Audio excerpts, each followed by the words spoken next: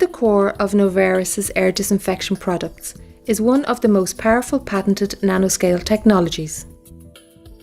NanoStrike is a lethal weapon in air disinfection and virus destruction.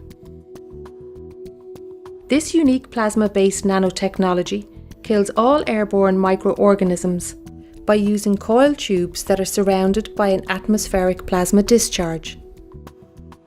The discharge provides a deadly strike that kills and deactivates all harmful microorganisms such as viruses, bacteria, and fungi as they pass through the plasma field.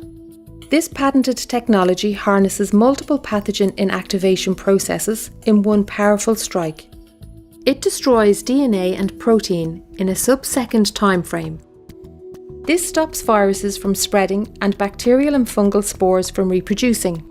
Unique to NanoStrike is its ability to attack the cell membrane, DNA, and protein, causing osmotic pressure, which quickly bursts a pathogen cell, providing no way for the cell to self-heal or develop antimicrobial resistance.